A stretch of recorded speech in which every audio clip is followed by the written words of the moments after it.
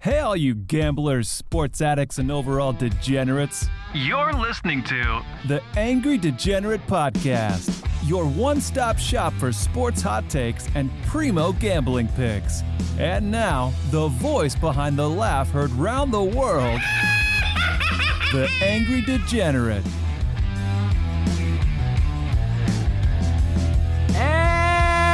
Welcome to the Angry Degenerate Podcast. I am your returning, reigning, defending, Angry Degenerate, Michael Alexandre.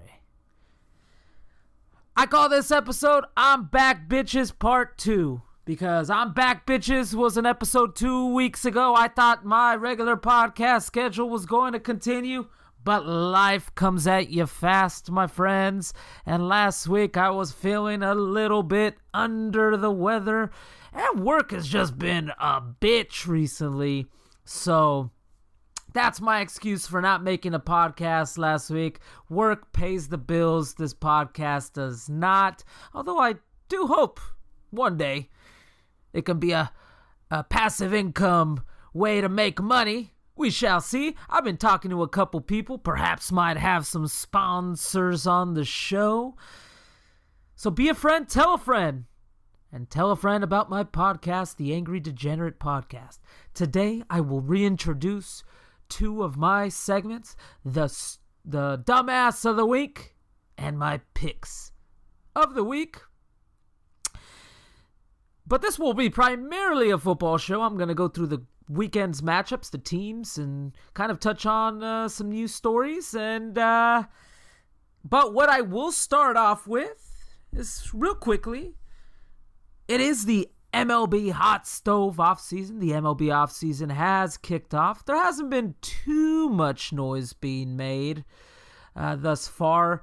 There's the big noise is that the lockout is coming. Baseball is going to have a lockout, whether we like it or not.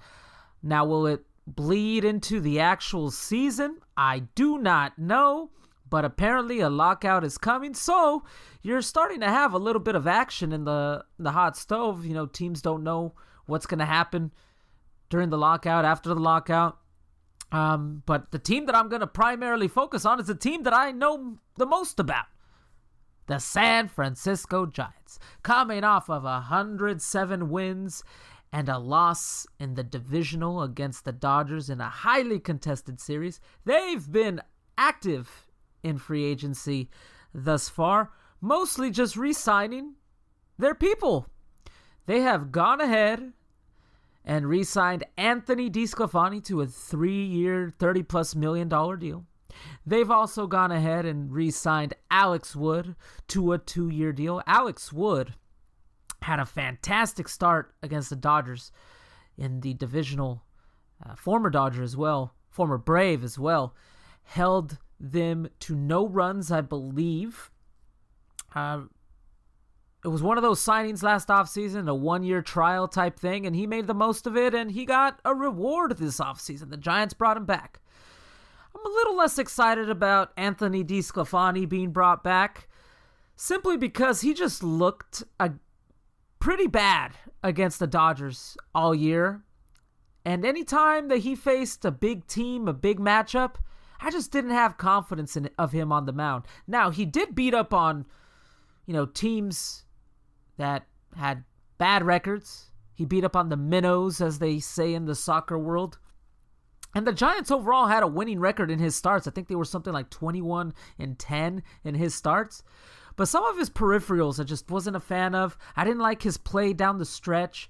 But you know what? The contract that they brought him back on was not that much, especially for a number 2, number 3 starter in Major League Baseball nowadays, a guy that can eat up innings. It was 3 years, $36 million, something or other. And the Giants have places they need to fill in the rotation. There's word that they're going after Alex Cobb.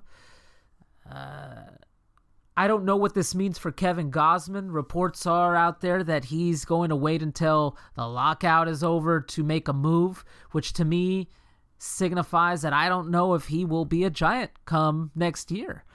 I'd imagine he's also commanding a shit ton of money as well. And Gausman, for the most part, for the first half of the year, he was a Cy Young Award contender. He kind of tailed off towards the end of the year, lost feeling in his splitter. And I don't know if that combined with the fact that he's going to command a shit ton of money if Farhan Zaidi is just like, you know what, we could find better value elsewhere. And that's what Farhan does. He finds value. And Kevin Gosman might not have that value. I know that there was rumors that Justin Verlander could be a target for the Giants. That went out the window. He re-signed with the Astros. So we'll see what happens here. The Giants have a lot of positions they need to fill. I wonder what they're going to do at the catcher position. Buster Posey has retired. The next in line is Joey Bart, the not the high price, but he was our number one overall pick a few years back. Heavily talked about. He had an appearance in the COVID year, didn't play too well, pretty much sat in AAA last year and played well, but AAA versus the major leagues is one thing. And also replacing Buster Posey is another. So I wonder if the Giants are going to go in with him or if they're going to make a trade somewhere. We shall see.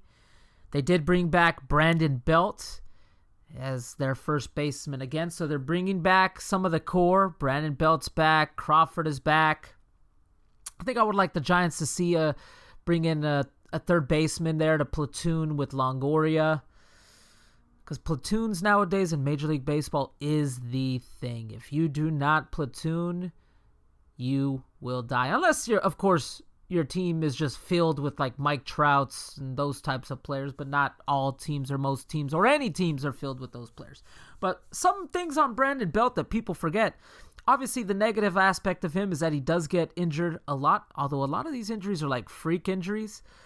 But if you're into the sabermetrics, the analytics, Brandon Belt over the course of the last 5 years has been the second best first baseman in Major League Baseball when encompassing WAR and encompassing wins above replacement and all these other hitting metrics that are out there.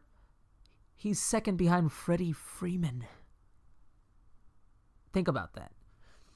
That's a lot of value. They brought him back for $18 million, which for a Gold Glove first baseman, Gold Glove type first baseman, and a guy that can hit 30 home runs, that's a bargain. But enough of the Giants, although I do want to bring up one more thing. The Hall of Fame is up, so this year you have the David Ortizes are up, the Alex Rodriguez's are up, Barry Bonds is up for the last year of eligibility in the Hall of Fame. And I've been pounding the table for years now. Barry Bonds deserves to be in the Hall of Fame. There has never been an athlete that I have ever stopped what I was doing to see him play or see an at-bat. Barry Bonds did that to me. And Barry Bonds made me a baseball fan. Let's be honest here, folks. So, it's a little bit of orange and black tinted glasses here. I know there's a lot of people out there that, the steroid stuff, say what you want. He was the best player in baseball at that given time under that era. And that goes for something. And he is, whether you like it or not, the home run king of Major League Baseball. And I think he deserves to be in the Hall of Fame. Now, will he get in this year? Probably not. He has to make a big leap. I think he was at like 56, 57%. They have to get to the 75% threshold. I don't think it's going to happen. The big story out of the Hall of Fame will be if David Ortiz gets into the Hall of Fame, what does that say about everyone else? Because David Ortiz was named in that Mitchell report, and I can't quite remember off of the top of my head if he tested positive for steroids in his career. But he was always named in those reports of a guy that was seeking out substances. And it kind of makes sense. Look at his career trajectory. He was with the Minnesota Twins and not doing much. All of a sudden, he goes to the Red Sox and becomes a 40 to 50 home run hitter every damn year. And he was like a 30 to 40 home run hitter damn well into his 40s as well. So it'll be very interesting. If he makes it, then that makes a case for everyone. And we know that these voters are very East Coast biased. A lot of them come from East Coast publications, all these old fogies. But like I said, enough of baseball. That's been 10 minutes on baseball. Let's hit the NFL and the games upcoming. I'm going to start off with the Thanksgiving games, the Bears versus the Lions. I'm not going to give predictions. I'm just going to give my takes on both teams. This is pretty much a dumpster fire game. If it wasn't on Thanksgiving and the only football game on at the time, I probably would not watch it. Although I'm a little interested to see if the Lions win this game, because there's very few games left on that schedule that are winnable games, and they are currently over on the schedule, and they are awful. They are piss poor.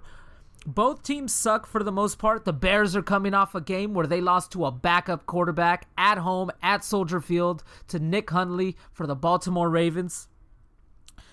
Andy Dalton is in because, surprise, surprise, the Bears' offensive line, which was not a good offensive line to start off the year, and it was not a good offensive line in the year at all, got Justin Fields killed the last game and has been getting him killed, and it finally came to roost, and he's out for this game with a rib injury. Andy Dalton is in.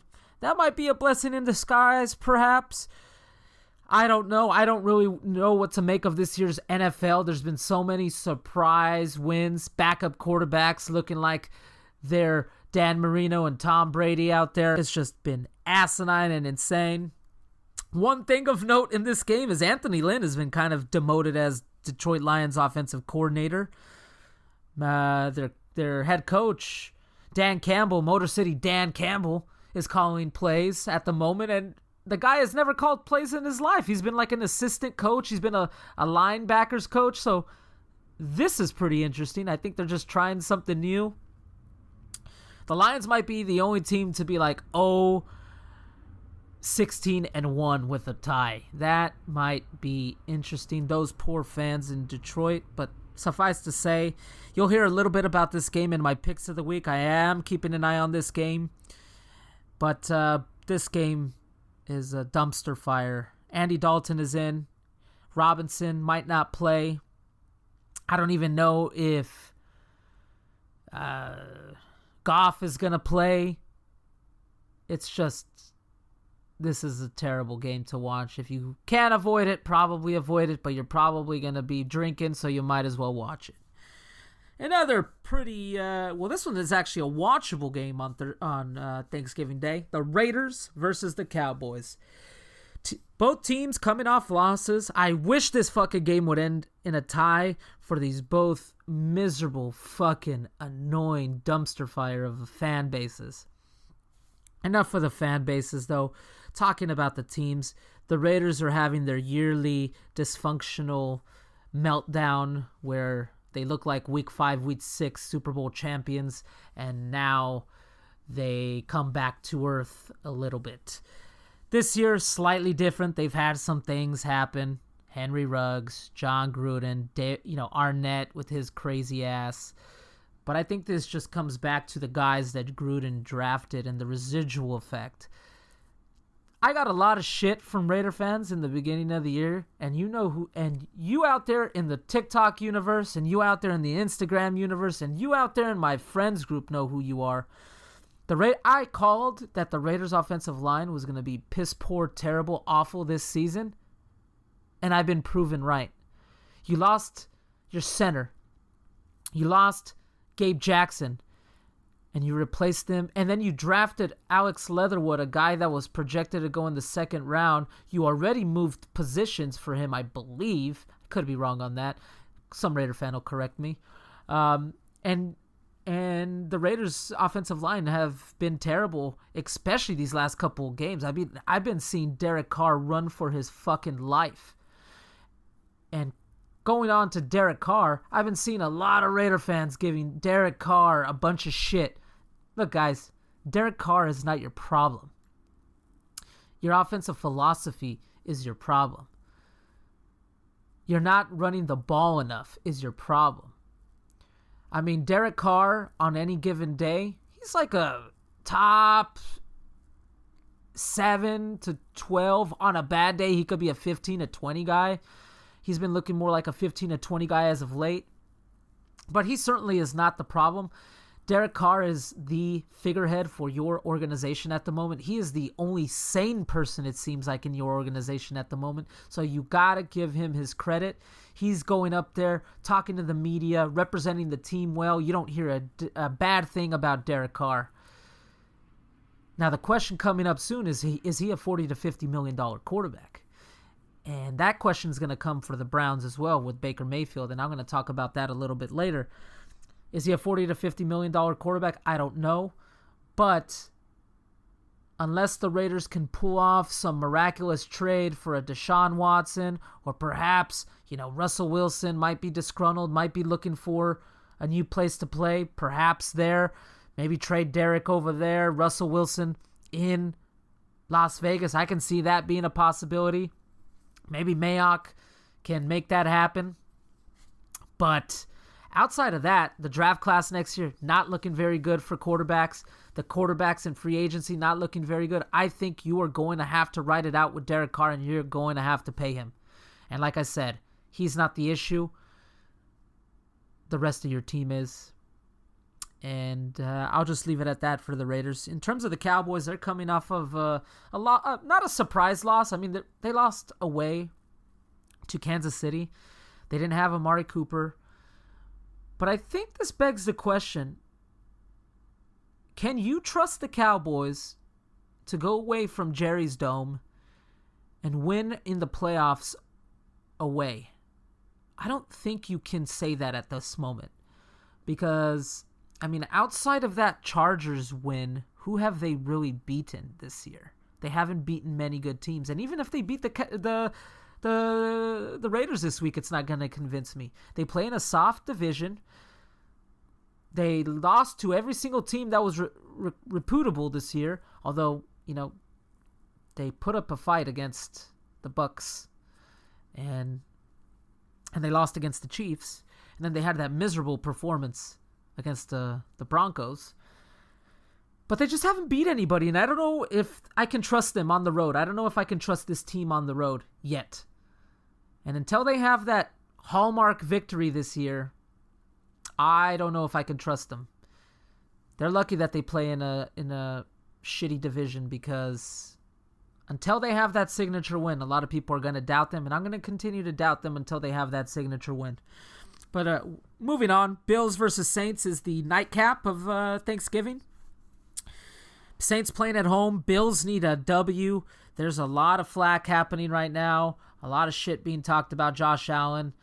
He's a little overrated. Blah, blah, blah. Teams sometimes have bad games. It just so happens the Bills had 2 bad games in the stretch of 3 weeks. They lost to Jacksonville, and they lost this past week. And they lost badly this week to the Colts. Bad at home. They got blown out. Jonathan Taylor ran over them. Jonathan Taylor made them look stupid.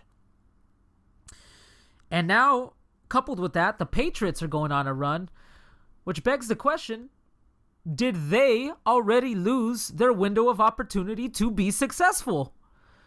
Because everybody last year said, oh man, the Patriots are done. The Patriots are done. It's time to usher in a new era in the AFC East with the Bills leading the charge, and then the Dolphins leading the charge, and then, blah, blah, blah.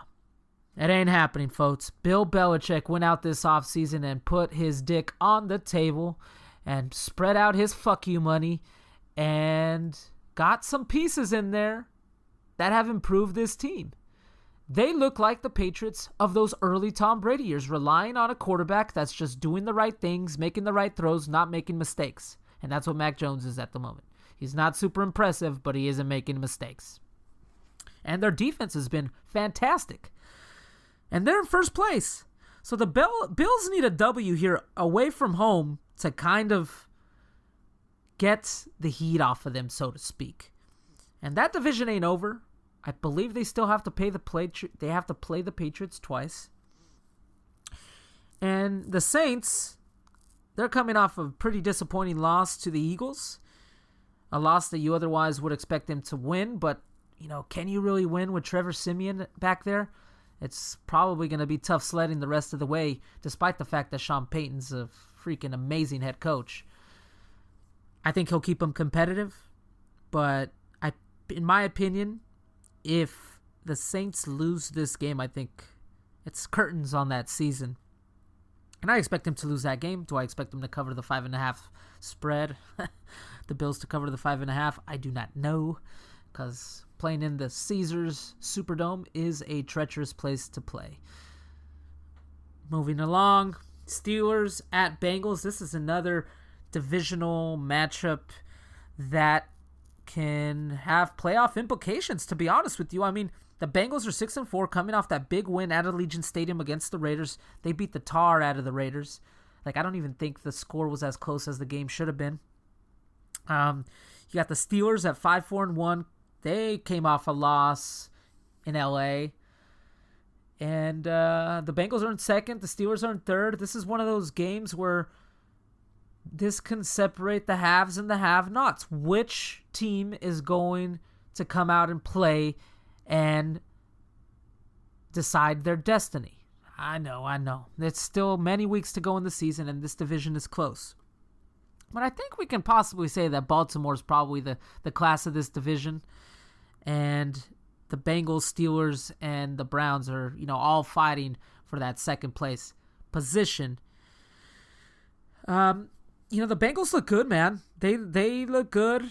They are kind of in that position of like a team that still has a lot to prove, but they got a lot of young pieces and they're learning along the way, including their head coach. I still don't really trust their head coach, to be honest with you. And the Steelers are just that type of team that I'm going to pound the football type team. Now they're missing J.J. Watt, which I think really showed this past week in defense. Justin Herbert was wrecking them. And I think this is going to be a crucial playoff positional battle for both of these teams. I think whoever probably wins this game is probably going to see themselves in the postseason. The Steelers just got to wonder, man, they should have probably drafted a quarterback last year, because old Big Ben is just not doing well. And now with the cold season coming up, I don't expect it to get much better, especially with that elbow, and he just can't move in the pocket. They really need to rely on their run. Najee Harris, they need to take a page out of the 49ers playbook and just bleed the fucking clock. Don't give as many possessions to the opposition. And that's just the way it has to be with them at the moment, just playing very boring football. A game coming up as well that, speaking of boring football, that I probably won't be watching. The Panthers play at the Dolphins. I will not be tuning in. I hope people do tune in. People will tune in. It is the NFL. There's Dolphins out there, Dolphins fans out there, Panthers fans out there. It's Tua time. In my opinion, this is the time. I don't think the Dolphins are going to make the playoffs this year, obviously. But this is Tua's test run. You don't have a Ryan Fitzpatrick that's going to replace you. Although you can possibly make a claim that Jacoby Brissett can be the Ryan Fitzpatrick, but Jacoby Brissett ain't very good either. And it's Tua time. He needs to come out here. He needs to prove he's the guy the rest of the year, and he needs to showcase himself, because he might not be a Dolphin next year. He might be one of those guys that will be on the trade market, because it does seem dead set that the owner over there, Stephen Ross in Miami, wants to get Deshaun Watson in there. I don't know if it'll happen considering his legal issues, but suffice to say, it does seem like his time is coming to an end in Miami unless they can make a push here with some good play from him at towards the end of the season. Cam, I gave him a lot of shit, but he looked good last week. But the Panthers just continue to struggle. They're kind of stacked on offense if you look at it. I mean, minus the quarterback position. I think a lot of those passes, I saw a little bit of the game. Cam isn't doing anything crazy. He's not making crazy passes. It's just passes he can make. He's not the Cam Newton 5 years ago, and that's no shocker. But he's always been a good runner. So if they can use that play action, that'll be to their benefit. And I hope Joe Brady, who is a guy that I've pumped up because he pumped up Joe Joe Burrow and got his name on the planet, and he kind of made old boy there in LSU pretty much a champion. He's getting fired as well, but Coach O is who I'm talking about. But something with the Panthers just isn't vibing. They got a really good defense, but their offense, they have Robbie Anderson, they have DJ Moore, they have Christian McCaffrey. Just something isn't vibing, and I don't know quite what to put my finger on it. You would think with Joe Brady there, who's supposed to be one of those gurus, could get the most out of that offense. They really are not. And something needs to be told. There's rumors out there that their head coach, Matt Rule, might be on the way out. Not in the sense that he's going to get fired, but he might just go back to college and might just say, fuck this, I don't need this crap. Like I've been pounding the table, they made a massive mistake by not going out there and getting a quarterback this offseason. And I think they'll also be out there in the Deshaun Watson sweepstakes this offseason as well. Their owner is not afraid to make splash moves. And that might be a splash move that might possibly reset the franchise, hopefully. Because they do need a qualified quarterback in there, I think, to make that run. Cam Newton is a Band-Aid. He's not necessarily the guy. He's getting paid a decent amount of money, though, to be the guy there this year. Because Sam Darnold, I think it's time to call curtains on his career as a starting quarterback. He's definitely a guy that I can see in the NFL for 10 plus years as like that number 2 guy, but he just doesn't have it as a number 1 in my opinion. Never should have been that number 1 overall pick. He had that cup. He confused me this year because he looked good for a good 2 to 3 game stretch, but then he just became the same old Sam Darnold that was seeing ghosts out there for the rest of the year. And Carolina Panthers are paying for it at the moment because if they actually had a competent quarterback in there, they would be in the wild card at the moment, most likely. They are still in the wild card chase, but there's a lot of teams in the wild card chase at the moment. That's why the NFL made an extra wild card. In fact, I read a stat that I think there's only 2 or 3 teams in the entire NFL that are statistically like out of contention for like the wild card. Obviously it's like the Jags, Houston, Detroit, those types of teams, but everyone else is still kind of in play, lingering there. Moving on, another divisional matchup here, Eagles at Giants. Hey guys, fly Eagles fly. The Eagles have been on a sneaky streak recently led by Jalen Hurts. Jalen Hurts gets a lot of shit from a lot of people, including a lot of folks in the Philly media. Bunch of miserable motherfuckers over there, man. Complain about everything. But he has low-key been putting up a decent year. They've been running the ball effectively without Miles Sanders, and now that Miles Sanders is back, that should even add to it. Devontae Smith is playing great at wide receiver. They've been playing decent. Now, does that mean they're going to make the playoffs? Are they going to be in postseason contention? I mean, everybody's in the wild card contention at the moment. But they've been playing good. I think they got something to look forward to there in Philadelphia. Now, of course, if you're going to say, well, hey, Russell Wilson, you want to come over to Philly? We'll give you Jalen Hurts in a trade with Seattle, and here's a couple first-round picks. I think Philly has like a bunch of first-round picks coming up in the coming years. I think they have like 2 or 3, perhaps 4. That could be a possible destination for a team looking to trade a high-end quarterback. Deshaun Watson, Russell Wilson, hello. They play the Giants. The Giants just suck. They really suck. Jason Garrett just got fired today, is what I saw as breaking news. I mean, he had them running an offense that was stuck in the 80s or 90s, and that was a guy that was the Dallas Cowboys head coach for a long period of time, and he was not getting the most out of their talent. Kellen Moore should have probably been the head coach there before even Mike McCarthy, but that's a conversation for another day. Hopefully that might be interesting. There's that whole formula of, there's the bump when you fire a coach. Maybe that pump starts their offense, but I think the offensive coordinator now is going to be Freddie Kitchens. And we saw what happened there in Cleveland. He got his ass fired too because he wasn't able to run an effective offense. So the Giants are just a dumpster fire at the moment. Saquon Barkley, they're going to have to come up on a decision with him. Are they going to pay him? Is he worth the money? He just doesn't obviously look like the same player anymore. But, divisional matchup could be interesting. Doesn't have any division implications unless the Cowboys just shit the bed the rest of the year. Highly doubt they will. I mean, I probably have the Eagles beating the Giants here just based off of, how well they've been playing. Falcons at Jags. This isn't, there's a lot of terrible matchups this week. There's a few, really good matchups, but this is another terrible one. Falcons at Jags. Falcons are pretty awful. I know a lot of people were hyping them up a few weeks back. I think they went on a 2-3 game win streak against a soft part of their schedule. And then they've just been, beaten down the last couple weeks. I think the Cowboys beat them something like 45-3, and then the Patriots on Thursday Night Football thumped them 25-0. I mean, this is about what we expected from a team that's missing Calvin Ridley and a team that last week was missing Cordell Patterson.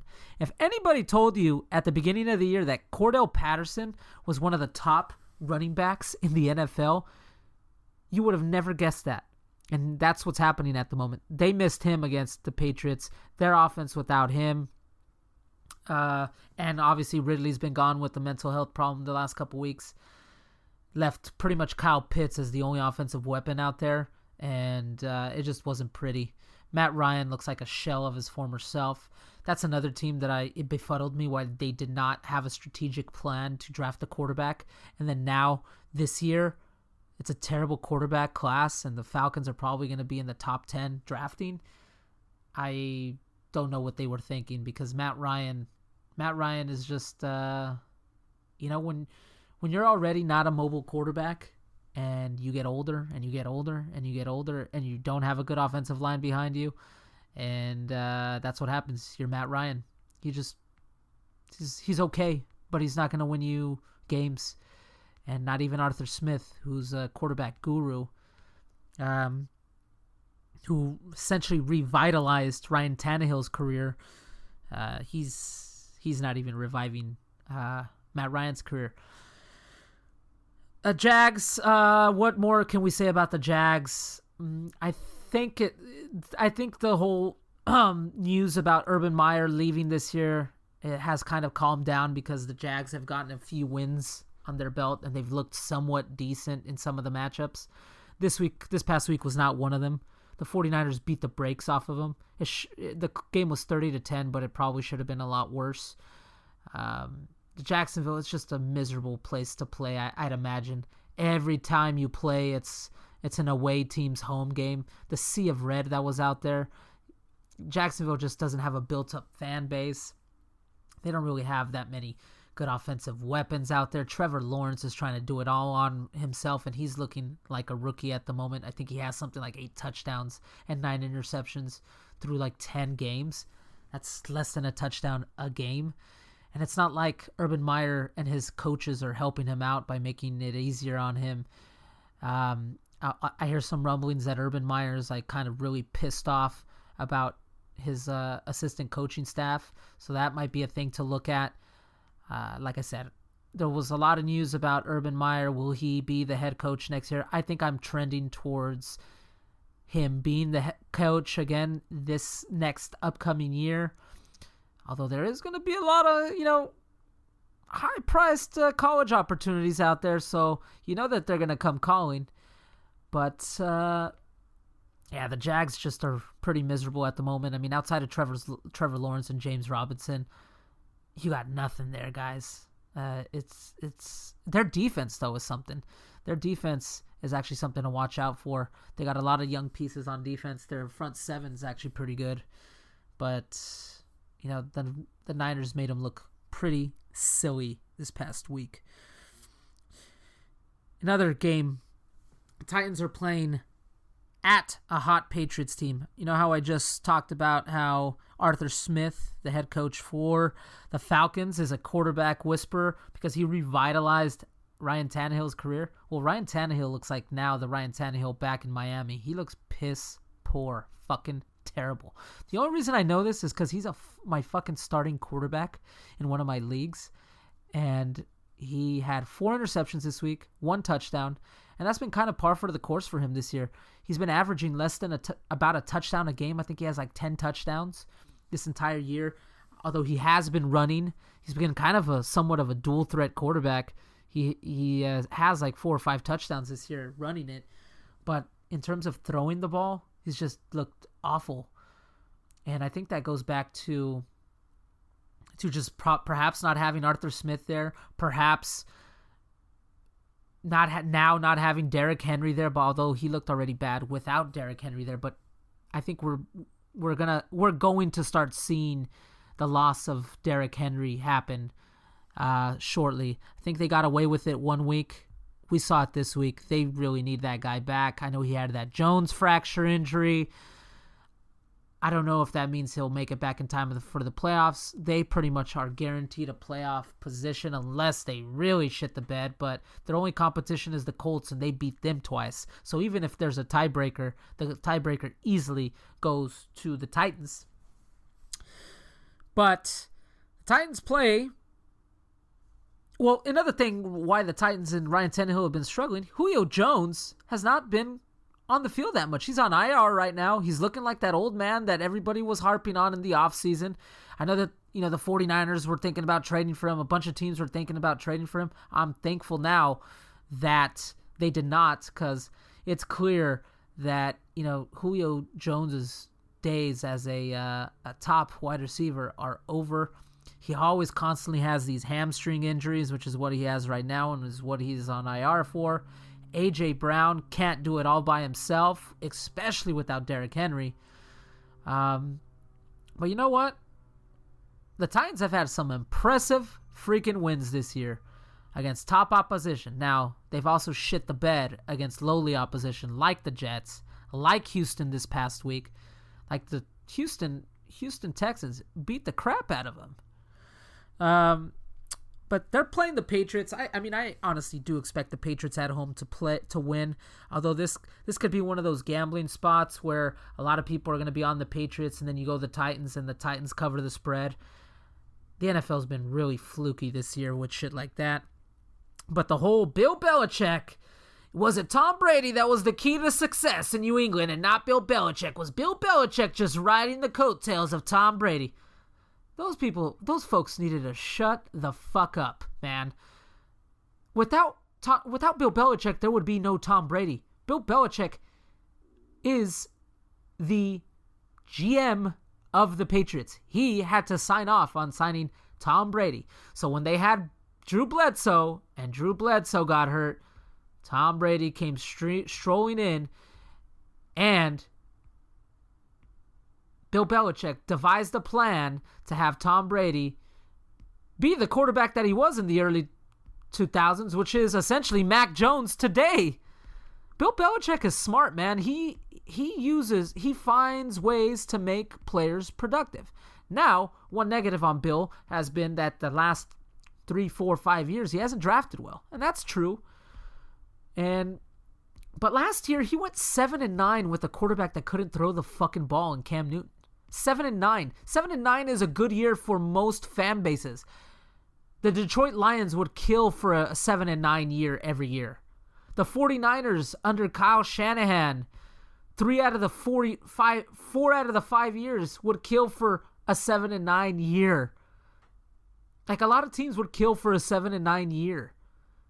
He had a 7-9 year, and it was like it was the end of the fucking world, because they've been so fucking good for so damn long. Bill Belichick has been in the NFL since the fucking 70s, guys. He knows more football than I will ever dream of, than most people will ever dream of. Bill Belichick was out there coaching and stopping Joe Montana and Jerry Rice with the New York Giants as one of the best defensive coordinators of all time.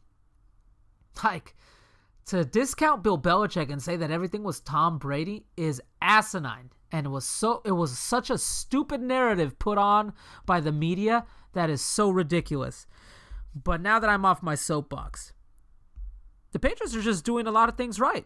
They're not making mistakes. Their defense is playing great. They're running the ball fantastically with their three-headed monster. They got Stevenson in there. They got Damian Harris in there.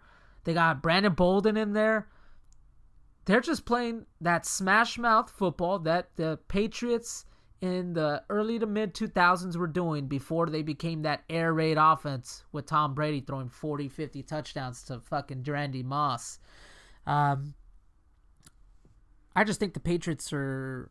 I mean, I think people are slightly overrating them at the moment, but I think we were very much so underrating them coming into the season. We made the conversation that, oh man, Bill's just spending a lot of money for no reason with no purpose. Bill always has a purpose.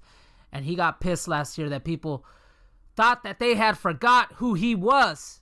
And guess what? He's showing them. He's putting his dick out on the table and saying, this is who I am. And you think the Buffalo Bills are gonna take this away from me? I'm sure there was some extra motivation seeing Tom win that Super Bowl as well. Speaking of Tom, wow, it almost seems like this show has a formula and a segue to it. The Bucs play at the hot Colts at the moment. Here's a good game here between one team that is going to win their division in the Bucs. I mean, I have no doubt about that, unless, like I said, something terrible happens. And one team that's on the upswing that most likely, if they keep going this trajectory, are going to probably get one of those wild card spots.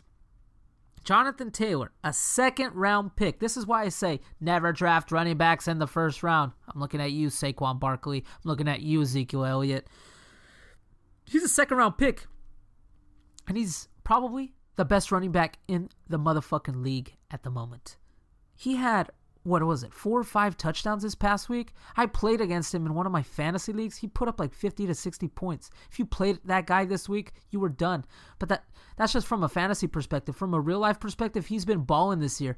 He's leading the league in rushing, and he's just been great. He's rejuvenated that offense with Carson Wentz. Michael Pittman's a player there at wide receiver as well.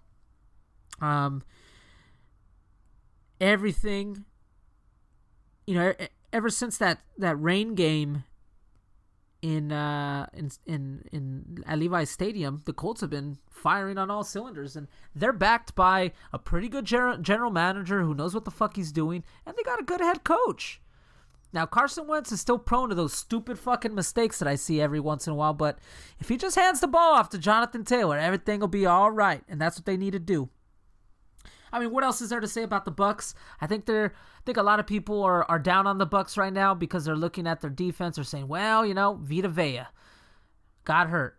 Their cornerback situation is in shambles. They had to bring Richard Sherman out from wherever the fuck he was or whatever the fuck he was doing. Richard Sherman gets hurt. And they're just down a bunch of players on their defensive side of the ball, which has and then they've just been a little bit out of sync on offense. Now, they beat the Giants on Monday Night Football to nobody's surprise, and they beat them pretty easily without even really trying. It was like 30-13. I mean, this is a team that I think just needs to be ready for the postseason, and I think they'll be fine. Whether they win the Super Bowl again, that's another story. It's very hard to win back-to-back Super Bowls. Tom knows he was the last one to do it, but it's very hard to do that. But I think they just need to get everybody rested up, get ready for the postseason. I don't know if they most likely will not get that home field advantage. They will possibly get a home playoff game, but they're going to have to go through a gauntlet again of the Green Bay Packers. They're going to have to go through possibly the Rams, possibly Arizona. Maybe the 49ers, who freaking knows? Maybe the Cowboys, who freaking knows? But just be ready for the postseason is what my message to the Bucs. Another forgettable matchup. Probably a matchup for, if it wasn't for the Detroit Lions, who probably already have the number 1 overall seed, close to being locked up. Jets at Texans.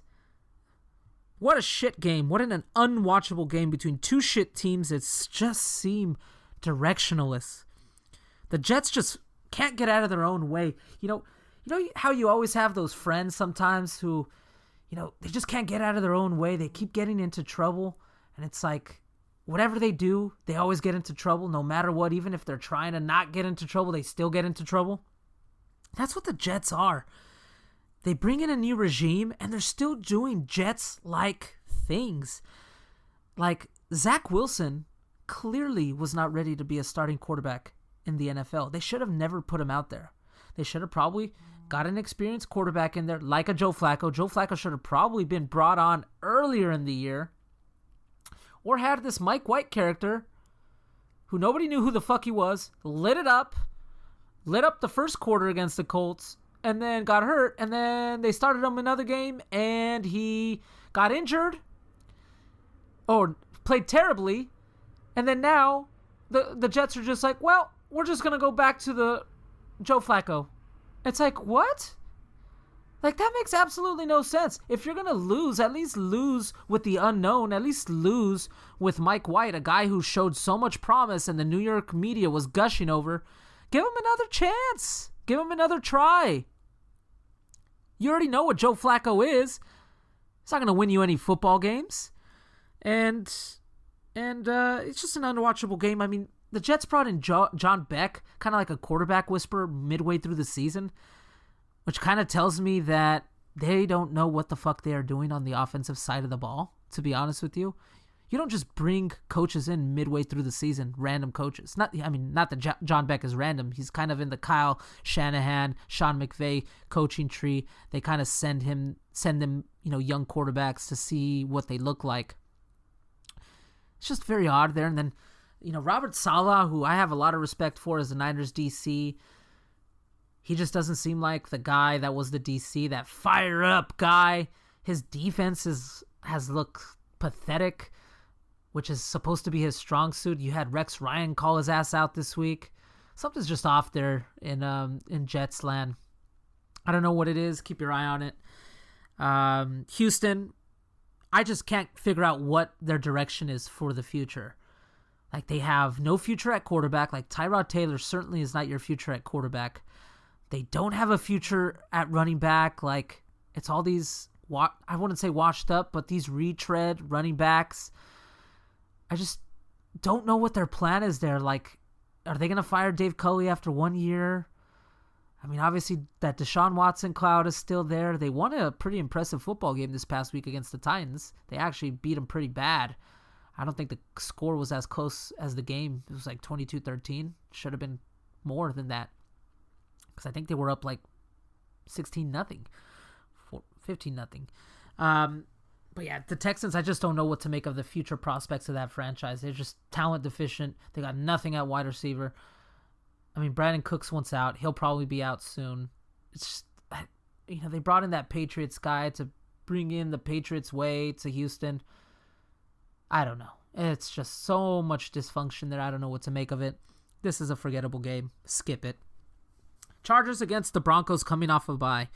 Very crucial game in that division that could decide the Broncos and Fangio's fate, man. I mean, Fangio needs to make the playoffs, or he's pretty much out there in Denver Bronco land. I mean, their team is up for new ownership. They just brought in a new general manager who didn't hand select Fangio. So anytime that happens, you know that the head coach is on the hot seat. I mean, I'm not even convinced if the Broncos make the playoffs and perhaps go 1-out in the playoffs that Fangio is going to be safe. I think he's going to have to do more. Teddy Bridgewater's looked somewhat decent now in the last couple games. But he's just Teddy Bridgewater. You're never going to go that far with him. The Broncos just made another massive mistake by not drafting a quarterback. I've already mentioned it 3 or 4 times about 3 or 4 different teams. They all should have drafted quarterbacks, and they didn't. And guys like Mac Jones fell to the Patriots, and guys like Justin Fields fell to the Bears. But yeah, this is a very crucial game for the Broncos. Playing at home, coming off a bye. In theory, they should probably win this game. But looking at the Vegas line, it's kind of, they're only favored like -3, I believe, which, that's not a lot for a home team. Chargers, they're coming off a big win against the Steelers, but I really don't know what to make about them. Their defense kind of has looked a little bit suspect as of late against the Vikings and against the Steelers. And yeah, I just don't know what to make about them because Brandon Staley is supposed to be this defensive guru. Defense is not looking too good. Justin Herbert has had some off games, and everybody's been anointing him. Came back this week and had a pretty good game. But something's just off about the Chargers. Don't really know what it is. I feel like they should have a better record than what they got. And they just had some stupid games where they should have won and made Charger-like stupid decisions. Simple as that.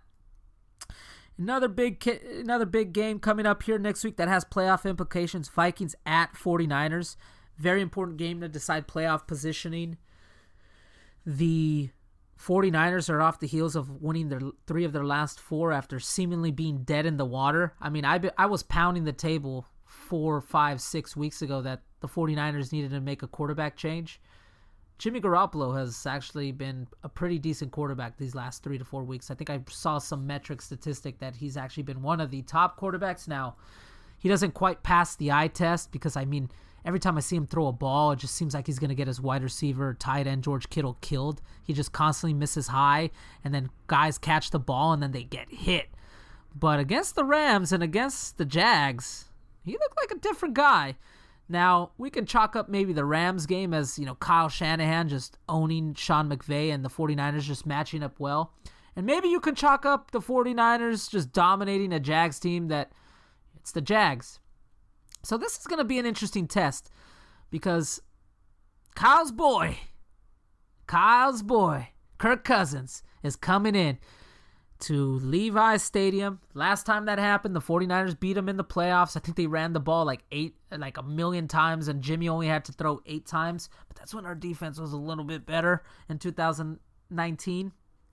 But this will be interesting because historically, a head coach who knows the quarterback like the back of his hand usually wins these matchups. And Kyle has owned Kirk Cousins, even though, that's his boy. But very interesting matchup. I think the 49ers match up well against the Vikings, although I do think we need to watch out because it is Adam Thielen, it is Justin Jefferson. And but you know what? The 49ers did put up with Odell Beckham and Cooper Kupp and made them look silly a few weeks back. So you never really know in today's NFL. But I think the 49ers match up well against the Vikings. I think the 49ers have a good flow at the moment. It seems like Kyle Shanahan has his mojo back. It seems like he has his play calling ability back. He just looks like a completely different guy. Some of the plays he's calling up, I don't know why he wasn't using Deebo Samuel in the way he was using him now that earlier in the season now as a kind of like a pseudo running back. George Kittle being back obviously helps us in the run. It helps the 49ers in the running game. Elijah Mitchell, a 6th-round pick, is like top 5 in running as a running back this year in the NFL in terms of yards.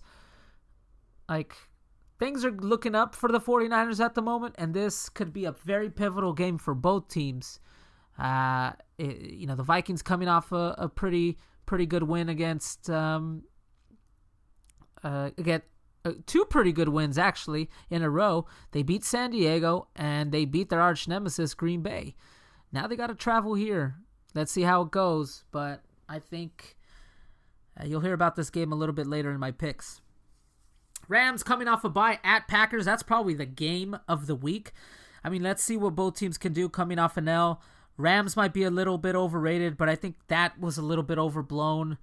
I mean, you could probably chalk up that 49ers-Rams game as, sometimes teams just have your number. Kyle has beat McVay 5 times. Maybe the 49ers just match up really well with the Rams, and that could be a thing. But I do think there was a little bit of pressure put on by Stafford by trying to, force feed the ball to Odell. Just watch that situation unfold as the season goes on. I mean, Odell is known as a drama queen, and I don't expect that to change. So let's see what happens. I mean, Cooper Kupp has been an absolute beast this year. I fully expect that to continue. especially against the Packers defense that's kind of a little bit injured at the moment. They're losing players left and right. They just lost their Jenkins out for the year.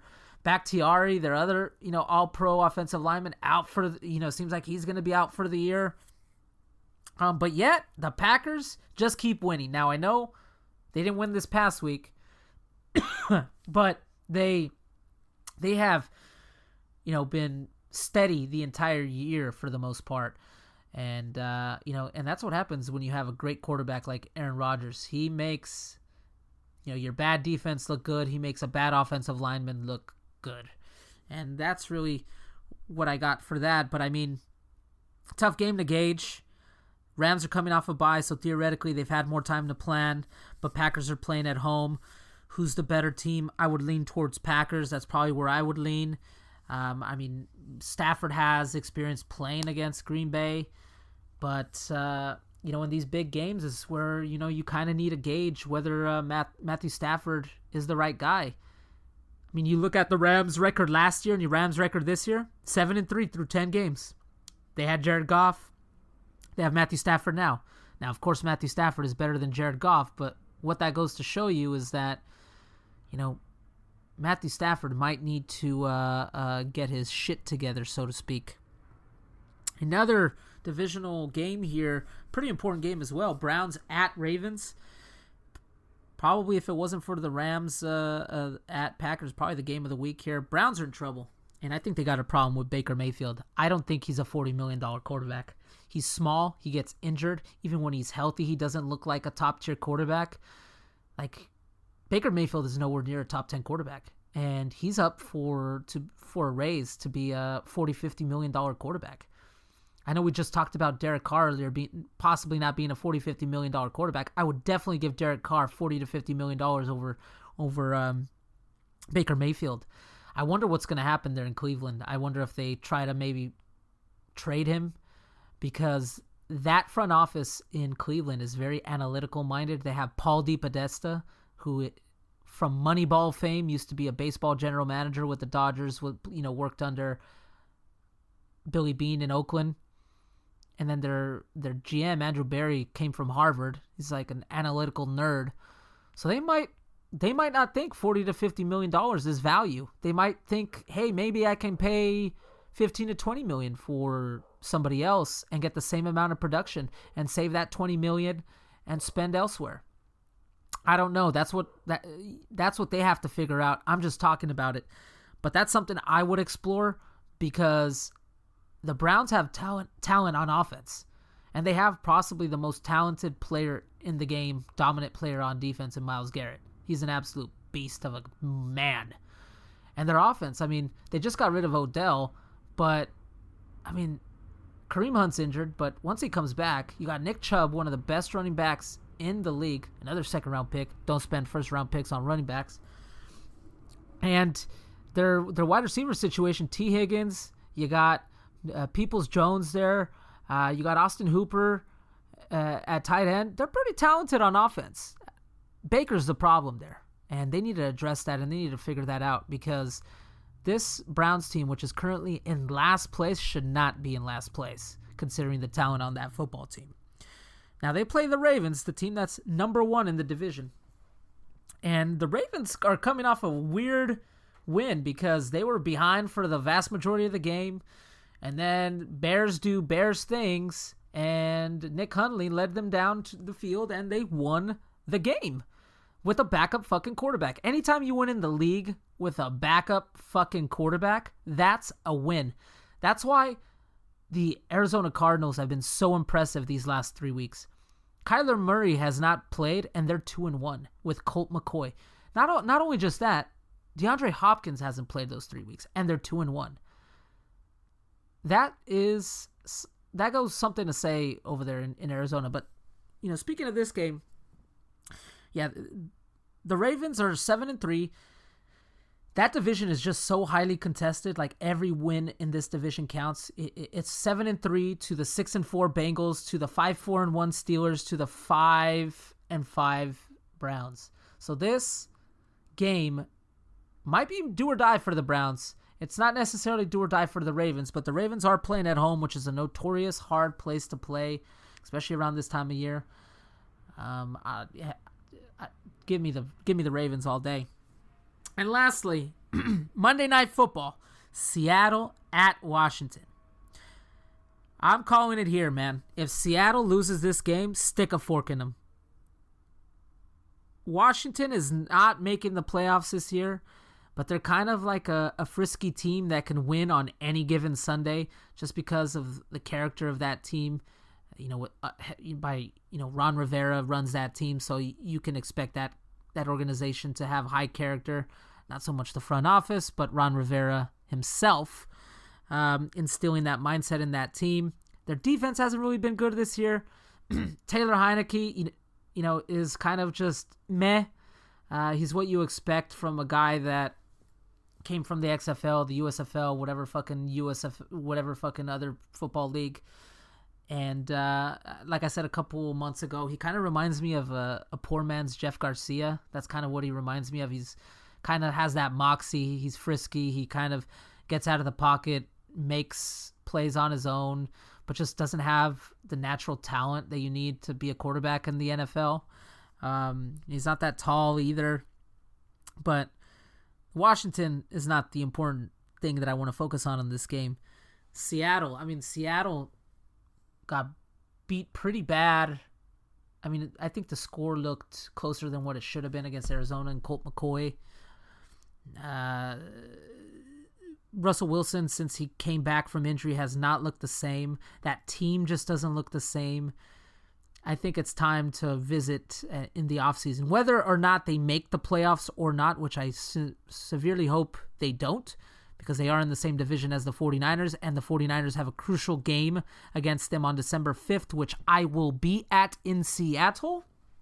Despite the fact of whether they win or lose this game, they're going to come out to play against the 49ers. They always seemingly do that. Doesn't matter what their season looks like. They always seem to come up and play and show up against the 49ers. Similarly to how I said the 49ers, no matter how it's going, they match up well against the Rams. Seattle always really matches up well against the 49ers. It's just how it is.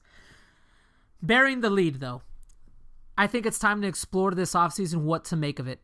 I think you have to go with the quarterback. And if I'm John Schneider, the general manager, I say, hey, Russell, what do you want to do here? Do you want to continue to be a Seahawk? If so, we'll get rid of Pete Carroll for you. Pete Carroll, he's had his time. He's 70 years old. Might be time to either retire, go back to college, or find another job. And but if Russell Wilson just wants to possibly, he just wants to go somewhere else, there's a lot of landing spots that would love to have him. I could think of a team in Vegas, a team in Philly, a team in Miami. He's a little bit Hollywood. He married a Sierra, so I'm sure she'll have an input on that decision. He's just a weird cat anyway. But I think this era of Seattle Seahawks football is coming to an end. I don't know. Maybe it might be an era where both Pete and Russell are not there, or it might be an era where one or the other stays and the other leaves. But I would lean towards Russell staying and Pete going. At least that would be me. Now, if Russell wants out, then, you got to keep Pete and then try to figure your way out. Maybe get a trade in there. But that's my take on the NFL for this upcoming week.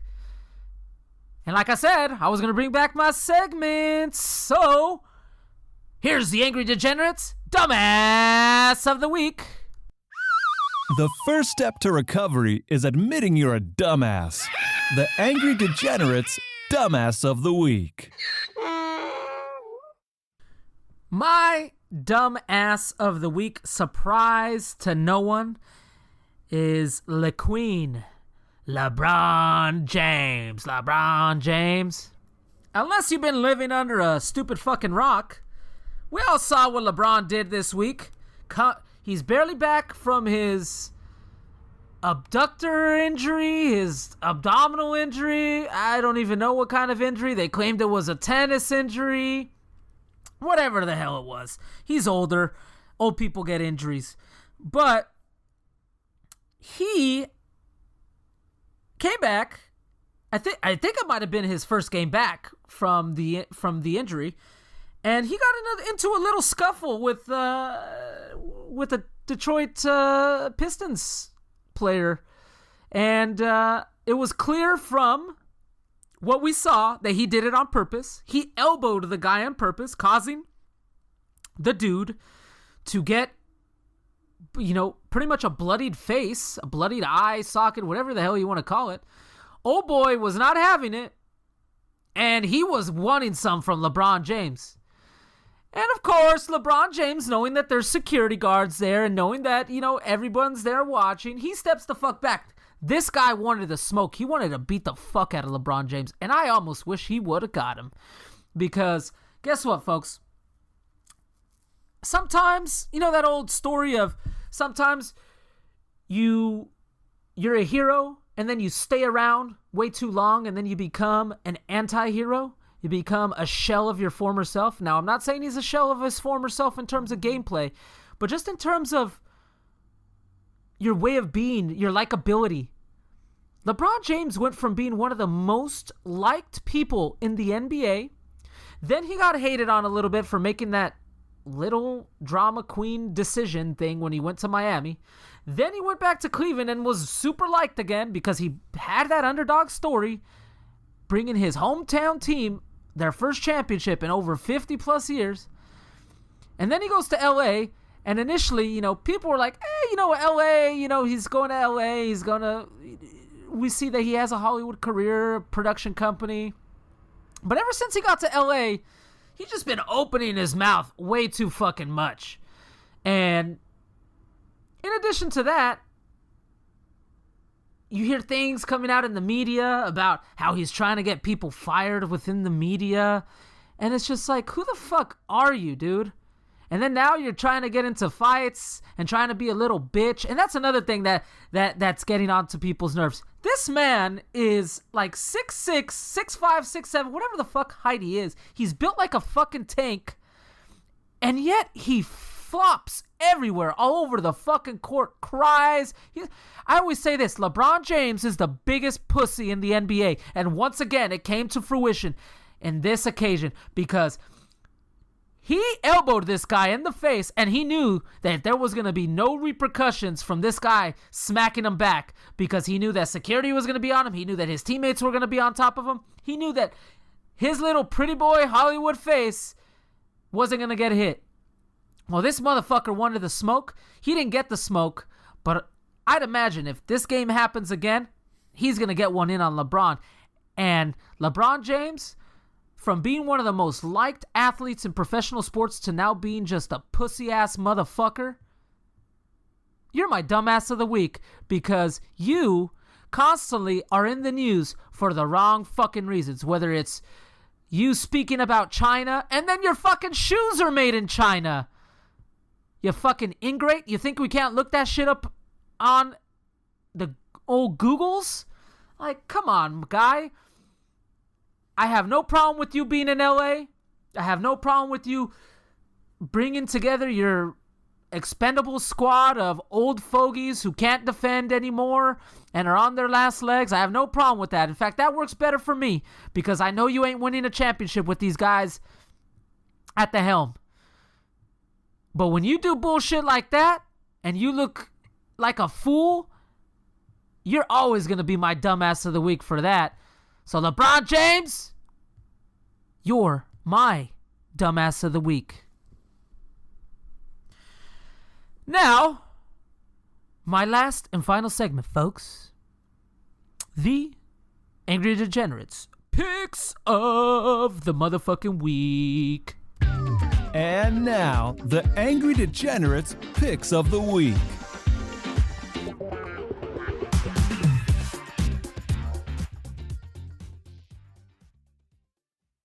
Alrighty, folks, I got 6 picks for you this week. I actually hope to have this segment sponsored in the future. I'm actually working on that, so stay tuned for that. But I'm just going to start off new. We're 0-0. I'm not going to take any of my records from back then and apply them today. That was, I I haven't done these things for almost 2 months now, so I figured we'd just start off fresh, start off new, like as if it's a new year. So today I got 6 picks. 3 in football, 3 in the NFL, 1 in college, and 2 in soccer. All right. I'm hammering the 49ers -3. I think the 49ers have the Vikings number. I think the 49ers are on a hot streak, and I think the 49ers have the answer for Kirk Cousins. Hammering the Niners -3 at home. Then I got the Ravens. On sportsbooks they're at -4, but I'm buying the point and bringing it down to -3. So get the Ravens. If you could get it at -3, great. If not, buy the point to get it down to -3. I just think there's no way in hell at home that they lose that they don't cover against a Baker Mayfield noodle arm squad. And lastly, to close out the NFL, I don't know if any of you will tail this because you might listen to this a lot later and this game's on Thanksgiving, but I got the Bears at -3 against Detroit. Historically, on Thanksgiving, the favorites usually win. I would say about 60 to 70% of the time is a statistic that I saw. And the Bears are favored -3 against Detroit. I know Andy Dalton's back in the lineup for Chicago. But Detroit is just so pitiful that even a home game on Thanksgiving, I don't even think they beat the Chicago Bears team, unfortunately. And so I got the Bears -3. Another game that you guys might not be able to get to if you don't listen to this podcast in time, because this podcast will be released on Wednesday. This game's on Thursday, so if you don't listen to it by Thursday, you ain't going to get the fucking pick.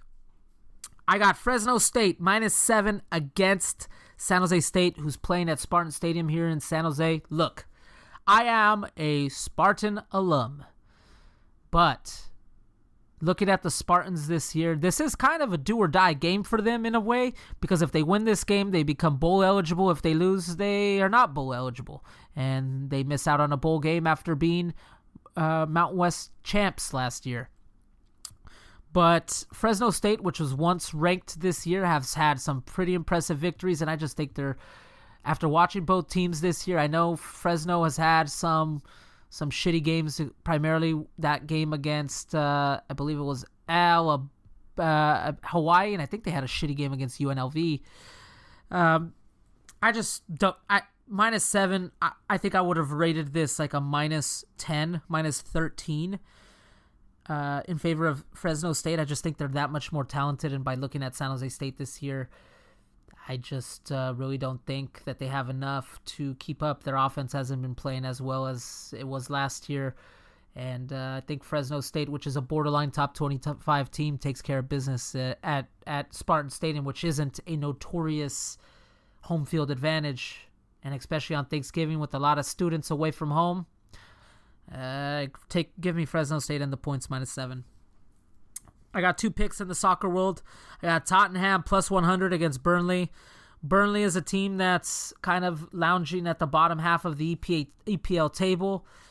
Tottenham is just hired the new head coach, Antonio Conte, and they had the new head coach bump when they won this past week 2-1. +100 odds against a pretty shitty team. I know that they're playing away, but Tottenham just has so much talent, and I think Antonio Conte will be the one to make them play well and fulfill that talent. So +100 against Burnley is the play there. And my last play, which I'm kind of, in the middle about now after I saw Atalanta tie 3-3 against Young Boys after being up 2-1 in the 82nd minute. They almost blew the game, but they came back to tie the game. But I have Atalanta in the Serie A, draw no bet at +140 against Juventus. So what that means, draw no bet, is exactly what it means. If you draw, you get your money back. If you win, +140. The game is away. It's at Juventus. But Juventus just came off of a 3 or 4-0 drubbing against Chelsea in the Champions League. And Juventus's form in Serie A has been absolutely dreadful. Their one claim to fame this year was that they were smashing in the Champions League. I think they had won 4 or 5 in a row in the Champions League. Well, not until today. And while the Atalanta game against Young Boys away from home, disappointing draw considering they were up 2-1 in the 81st minute. I just don't think Juventus can muster enough offense. They just don't have a clinical striker. They really rely too much on Chiesa. And Atalanta can score at will. So I got them at plus 140, draw no bet. So just to recap real quick, hammer the 49ers -3. Hammer the Ravens at -3. At most sports books, it's at 3.5, -4. Bring that by the points. Bring it down to -3. I got the Bears -3 against Detroit. I have Tottenham plus 100 against Burnley in the EPL. That game is played on Saturday or Sunday. I have Atalanta, draw no bet, at plus 140 against Juventus away. That game is also on a Saturday or Sunday. And I have Fresno State -7 away to San Jose State on Turkey Day. Well, folks, that is the episode of the Angry Degenerate podcast. This one went a little bit longer than last week because I included some of my segments and I kind of touched base on every damn team. Like I mentioned earlier in the podcast, I am working on some sponsorships. We're trying to make this thing big time. Now, I need to be a little bit more consistent with my posting schedule of the podcast, but until this thing makes me profitable, or unless this thing starts making me money, my job and my family is going to take priority number 1. That's just the way life is. But that doesn't mean I ain't going to be pushing out content on IG, on social media. I'm always pushing out content there. So you can find me on Instagram. You can find me on TikTok. In fact, on TikTok right now, I'm banned until Thanksgiving Day because people keep reporting my shit. But I am getting a pretty relevant, pretty good follow base there. I feel like my shtick kind of works a lot better on TikTok than it does on other platforms. So follow me on there for all my crazy rants. Sometimes I go live. Check me out there. And yeah, guys, thank you for following. Be a friend, tell a friend. Always, if you like the podcast, please tell a friend. Say, hey, man, I got a buddy of mine. This podcast is really cool. He's kind of a crazy fucking lunatic. He says what's on his mind. And I'm just a talking head. I don't get fucking paid to do this. I don't get paid to make decisions. I just talk about the decisions being made. So anything I'm saying, sports ain't that serious. Just if you take what I say super serious, you might have a fucking problem with your own damn self. But that's my podcast for the week. This will be posted on Wednesday. I will be on my regular schedule next week. I will be posting this up next Wednesday, another podcast up next Wednesday as well. Thank you, folks, for following. And once again, be a friend, tell a friend. See you all next week. Hey, thanks for listening. If you had a good time, be sure to subscribe to the podcast and leave a review as well. And follow @TheAngryDegenerate on Instagram and TikTok for all the latest updates, hot takes, shit talking, and of course, some high quality grade A trolling. Until next time.